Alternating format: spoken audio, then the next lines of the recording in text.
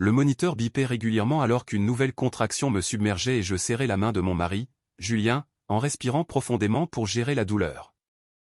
Nous étions en salle de travail depuis 6 heures et notre fille était enfin prête à faire son entrée dans le monde.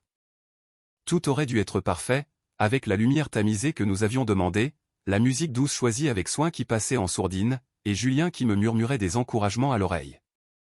Puis, la porte s'est ouverte avec fracas. Nous y sommes.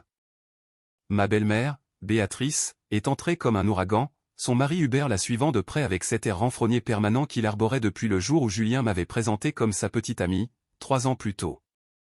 Nous ne pouvions pas laisser notre premier petit enfant arriver sans que nous soyons présents. L'infirmière s'est immédiatement avancée pour intervenir. Je suis désolé, mais une seule personne accompagnante est autorisée. C'est absurde. La voix de Béatrice aurait pu couper du verre. C'est un moment familial, nous avons tout à fait le droit d'être ici. Elle a tourné vers moi ses yeux gris et froids, les mêmes yeux qui avaient scruté chaque aspect de ma vie depuis que j'avais osé épouser son fils chéri. Après tout, nous devons nous assurer que tout est légitime. Maman, s'il te plaît, a dit Julien d'un ton las, pas maintenant, Élodie est en plein travail. Oh, je suis parfaitement consciente de ce qu'Élodie est en train de faire, a répliqué Béatrice en sortant son téléphone pour vérifier son apparence dans la caméra, bien que le timing soit assez suspect, ne trouvez-vous pas? À peine 9 mois après le mariage, certains diraient que c'est bien pratique. Une autre contraction m'a frappé, plus forte cette fois, et je n'ai pas pu retenir un cri de douleur. Le médecin a levé les yeux, nous approchons du but, j'ai besoin que tout le monde, à l'exception du père, quitte la pièce. Maintenant. Nous restons, a annoncé Hubert, prenant la parole pour la première fois d'une voix plate et sans émotion, la voix d'un homme qui avait perfectionné l'intimidation d'entreprise au cours de 30 ans à la tête de son cabinet de gestion de patrimoine. Cet enfant portera le nom de Beaumont, nous devons vérifier. Vérifier quoi, a cinglé Julien, sa patience ayant enfin atteint ses limites. Pour une fois, mon mari si doux semblait prêt à jeter physiquement ses parents dehors. Les ongles parfaitement manucurés de Béatrice tapotaient contre son sac de créateur. Eh bien, mon chéri, tu sais comment sont les choses, surtout avec le passé d'Élodie. Mon passé, le fait que j'avais grandi en famille d'accueil, que j'avais payé mes études à l'université en étant serveuse, et que je n'avais pas de fonds fiduciaire ou de nom de famille qui ouvrait des portes. Dans le monde de Béatrice, cela faisait de moi une chercheuse d'or au mieux, et quelque chose de pire au pire. Encore une poussée, a crié le médecin, et soudain, plus rien ne comptait à part mettre ma fille au monde. J'ai poussé de toutes mes forces, la main de Julien dans la mienne, et puis un cri a retenti, parfait, fort et absolument magnifique. Félicitations, a dit le médecin en posant le petit être remuant sur ma poitrine, vous avez une petite fille en bonne santé. Je l'ai regardée à travers mes larmes, ses doigts minuscules, une touffe de cheveux noirs comme ceux de Julien, mon nez. Elle était parfaite. Julien pleurait lui aussi, touchant sa petite main d'un doigt comme si elle risquait de se briser. Elle ne ressemble pas du tout à un Beaumont, a lancé Béatrice d'une voix forte. Le silence s'est installé dans la pièce, seulement troublé par les pleurs de notre fille. Qu'est-ce que vous venez de dire, ai-je demandé, ma voix d'un calme mortel malgré l'épuisement. Béatrice s'est approchée, scrutant mon bébé avec un scepticisme théâtral. Je ne fais qu'observer. Les gènes des Beaumont sont très puissants. Julien, sa sœur, ses cousins, ils étaient tous identiques lorsqu'ils étaient bébés. Cet enfant ne ressemble en rien à notre famille. Maman, ça suffit, a prévenu Julien. Je ne fais que dire tout ce que tout le monde pense, a ajouté Hubert, venant se placer aux côtés de sa femme. Cette fille surgit de nulle part, prétend n'avoir aucune famille, tombe enceinte avec une rapidité suspecte. Toute personne raisonnable se poserait des questions. L'infirmière qui tenait ma fille semblait mal à l'aise, tandis que le médecin s'était discrètement éclipsé. Le visage de Julien devenait rouge de rage, mais j'ai posé ma main sur son bras. J'en avais assez.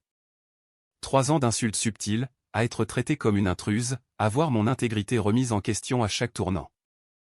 Vous voulez une preuve, ai-je dit, ma voix stable malgré la fureur qui montait dans ma poitrine. Vous voulez vérifier que ce bébé est réellement votre petit enfant?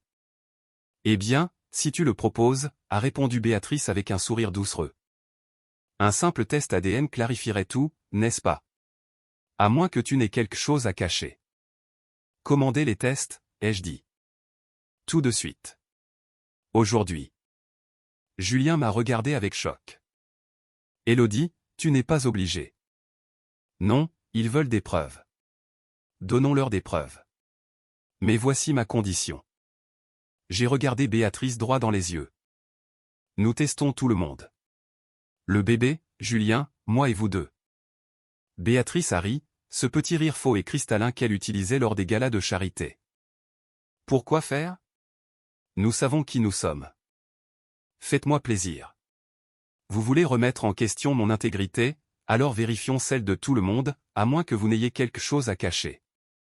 Je lui ai renvoyé ses propres mots et, pendant une fraction de seconde, j'ai vu quelque chose traverser le visage d'Hubert.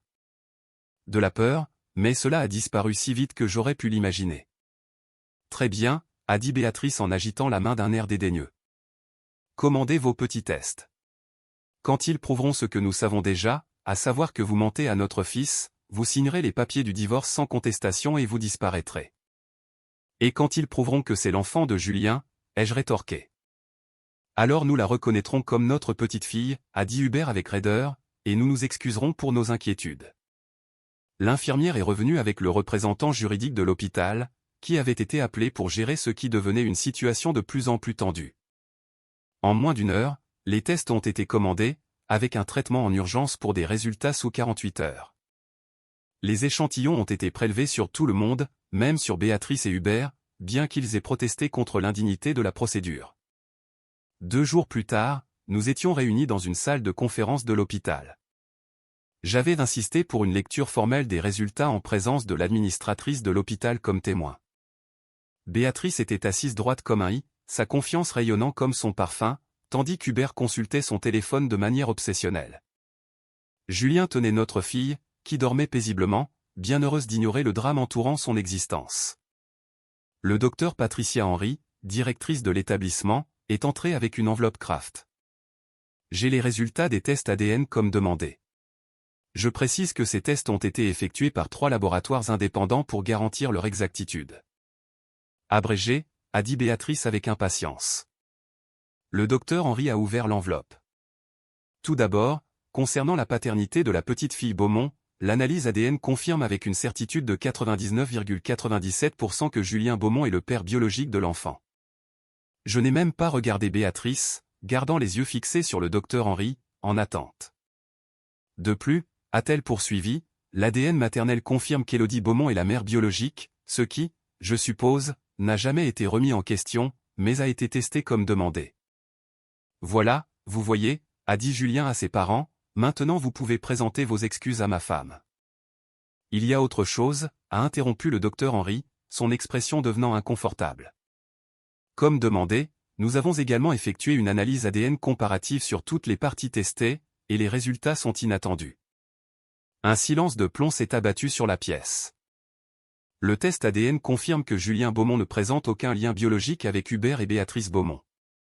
La probabilité de parenté biologique est de 0%. Le silence qui a suivi était assourdissant. Le visage de Béatrice était devenu livide, son maquillage parfaitement appliqué ressortant de manière frappante sur sa pâleur. Le téléphone d'Hubert a glissé de sa main, s'écrasant sur la table de conférence. C'est impossible, a chuchoté Béatrice. Il doit y avoir une erreur. 3 laboratoires indépendants, lui a rappelé doucement le docteur Henry. Les résultats sont concluants. Julien fixait ses parents, les gens qu'il avait appelés ses parents toute sa vie, avec un mélange de choc et d'une colère croissante. Qu'est-ce qu'elle raconte? Qu'est-ce que cela signifie? Cela signifie, ai-je dit calmement, que tes parents ont des explications à nous donner. C'est ridicule. Hubert s'est levé, sa chaise grinçant bruyamment.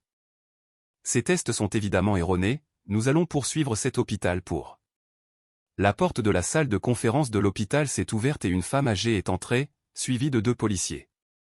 Elle avait probablement 75 ans, des cheveux argentés ramenés en un chignon élégant et des yeux qui étaient douloureusement familiers, les yeux de Julien. « Bonjour, Julien », a-t-elle dit doucement, des larmes coulant sur son visage marqué par le temps. « Je m'appelle Marguerite Sinclair. Je suis votre véritable grand-mère. » Béatrice a laissé échapper un son semblable à celui d'un animal blessé. Hubert s'est rassis lourdement, le visage grisâtre. Marguerite a continué, sa voix plus forte désormais. Il y a 31 ans, ma fille Julia était patiente au service de psychiatrie de l'hôpital. Elle y avait été admise pour une dépression postpartum après avoir donné naissance à un petit garçon. Elle était vulnérable, confuse, lourdement médicamentée. Sa voix s'est durcie en regardant Béatrice et Hubert. La victime parfaite pour quelqu'un cherchant à voler un bébé. Vous ne pouvez rien prouver, a dit Hubert, mais sa voix tremblait. En fait, si, je le peux, a répondu Marguerite. Voyez-vous, Béatrice travaillait à l'hôpital en tant qu'administratrice et elle avait accès à tous les dossiers des patients. Elle savait que Julia n'avait aucun soutien familial, car j'étais à l'étranger et le mari de Julia l'avait quittée. Elle savait que personne ne chercherait le bébé s'il disparaissait. L'un des policiers s'est avancé. Nous enquêtons sur cette affaire depuis 2 ans, depuis que Madame Sinclair est venue nous voir avec ses soupçons. Le test ADN était la dernière pièce de preuve dont nous avions besoin. Julien tremblait, serrant toujours notre fille contre lui. Vous êtes en train de dire. Vous dites qu'ils m'ont kidnappé? Ton vrai nom est André Sinclair, a dit Marguerite avec tendresse. Ta mère, ma Julia, ne s'est jamais remise de t'avoir perdu. Elle a passé 20 ans à te chercher avant de mettre fin à ses jours. Ses derniers mots concernaient son bébé volé. Je me suis approché de Julien, l'entourant de mon bras alors qu'il assimilait cette vérité dévastatrice. Notre fille s'est agitée dans ses bras, émettant de petits gazouillis. Pourquoi, a demandé Julien aux parents qui l'avaient élevé. Si vous ne pouviez pas avoir d'enfant, pourquoi ne pas avoir adopté légalement? Pourquoi voler le bébé d'une autre? Le calme apparent de Béatrice a fini par se briser complètement. Nous avons essayé pendant des années. Nous avons tout tenté, les FIV, l'adoption, mais rien ne fonctionnait. Ils disaient que nous étions trop vieux, ou qu'il y avait des inquiétudes concernant les affaires d'Hubert, ou d'autres excuses. Puis je l'ai vue à l'hôpital, cette jeune fille seule, et elle avait ce petit garçon parfait. J'ai pensé que nous pourrions lui donner une vie meilleure. Nous avions l'argent, les relations, la stabilité. Qu'est-ce qu'elle avait, elle? Elle avait l'amour d'une mère, a dit Marguerite farouchement. Elle avait une famille qui l'aurait aidée si nous avions su. Elle avait le droit d'élever son propre enfant. Vous l'avez détruite, ai-je dit à Béatrice, ma voix tremblant de rage. Vous avez détruit une femme innocente parce que vous vous sentiez en droit de prendre son bébé. Et ensuite, vous avez eu l'audace de remettre en question mon intégrité, de demander la preuve que je n'avais pas trompé votre fils. Le deuxième policier a pris la parole. Béatrice et Hubert Beaumont, vous êtes en état d'arrestation pour enlèvement, fraude à l'identité et falsification de documents officiels. Alors qu'ils leur lisaient leurs droits, Béatrice continuait de balbutier des explications, des justifications, suppliant Julien de comprendre. Hubert ne disait rien, son personnage de titan de la finance s'étant finalement brisé. Ils ont été emmenés menottés et Julien n'a même pas regardé leur départ. Marguerite s'est approchée lentement, respectueusement. Je sais que c'est un choc. Je n'attends rien de toi, Julien. André. Je suis désolé, je ne sais même pas comment t'appeler. Julien, a-t-il dit fermement. J'ai été Julien pendant 31 ans, mais je veux savoir pour elle. Pour Julia? Pour ma vraie mère? Marguerite a souri à travers ses larmes et a sorti un vieil album photo de son sac. Elle était magnifique, gentille, talentueuse. Elle était pianiste. Tu as ses mains, son talent musical. Elle t'a tellement aimé pendant le peu de temps qu'elle a passé avec toi. Alors que Julien parcourait les photos de la mère qu'il n'avait jamais connue, notre fille parfaitement légitime dont l'existence avait exposé ce mensonge de 30 ans, s'est mise à pleurer. Marguerite l'a regardé avec émerveillement. Est-ce que je peux, a-t-elle demandé timidement. J'ai hoché la tête et Julien a délicatement placé notre fille dans ses bras, les bras de sa véritable grand-mère. Comment s'appelle-t-elle, a demandé Marguerite. Julien et moi avons échangé un regard. Nous avions débattu des prénoms pendant des semaines sans parvenir à décider. Julia, a dit soudainement Julien. Elle s'appelle Julia Marguerite Beaumont-Sinclair, si cela te convient, Élodie. J'ai hoché la tête, les larmes aux yeux. C'est parfait. Marguerite a serré la petite Julia contre elle, fredonnant quelque chose. Une berceuse, peut-être, quelque chose qu'elle aurait fredonné à Julien si elle en avait eu la chance. Ta mère serait si fière, a-t-elle chuchoté à Julien, si fière de l'homme que tu es devenu, malgré tout.